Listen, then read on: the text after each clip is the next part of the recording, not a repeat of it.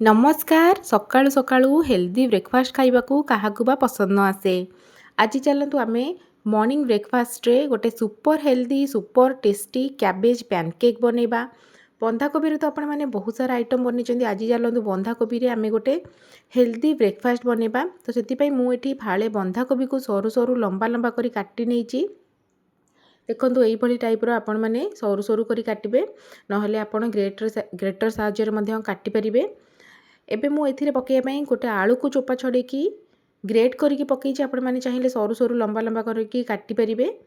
तो मुझे कोरिकी नहीं जाइए एवं गोटे पियाज को मध्य मु लंबा लंबा करी काटी देइछि।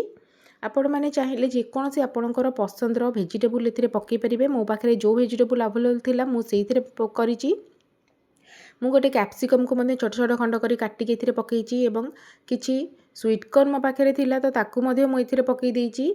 एवं एथिरे आमे खंडे अदा को कोरिकी पकेबा एवं किछि रसुण को मुझे कोरिकी पकेछि। आपण चाहिए रसुण को स्किप मध्य करि परिबे।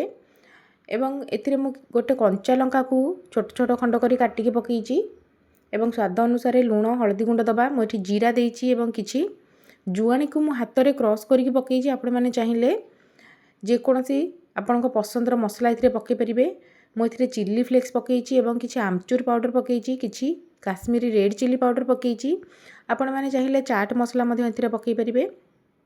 मु किछि गोलमरीच गुंड मध्य एथिरे पकई देइछि एवं गोटे कप आमे एथिरे बेसन दबा एवं हाफ कप सुजी दबा। सुजी दबा द्वारा यह बहुत क्रिस्पी होता है। आपण माने चाहिए चाउल अटा मध्य एथिरे देई परिबे। यह आमे सुखिला भल भाव में गोलई नबा एवं अल्प अल्प पानी देकी आमे याकू गोटे चकटी नबा, जेमती कि अट्टा चकटला भाया आमे याकू चकटिबा। मु एठी आउ हाफ कप बेसन देइथिली, याकू भल भाव में मु मिसई नैथिली। देखो आमे हाथ रे मुठा कले जेमती यह मुठा हो जाउथबो। एबे आमे पैन रे ऑयल गरम करबा एवं आमर पैनकेक रो मिश्रण को एथिरे भल भाव में आमे स्प्रेड कर दबा। एवं गोटे पट साइड आमर हो गला परे पैनकेक आमे याकू उल्टी आउ गोटे पट साइड रो मध्य भल भाव में क्रिस्पी हबा जे आमे दुई पट साइड रो सेकी नबा। देखंतु आमर पैनकेक केते सुंदर कलर आसी गलानी। दुई पट साइड रू मध्य यह भल भाव में क्रिस्पी हो गलानी।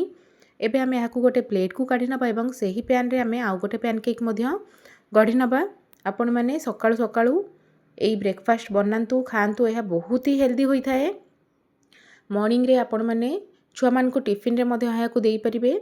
आपण निजे मध्य याकू खाई परिबे। जदि आपण मान को मो रेसिपी पसंद आसी थाए ताहले लाइक सब्सक्राइब निश्चय करिवे। जय जगन्नाथ।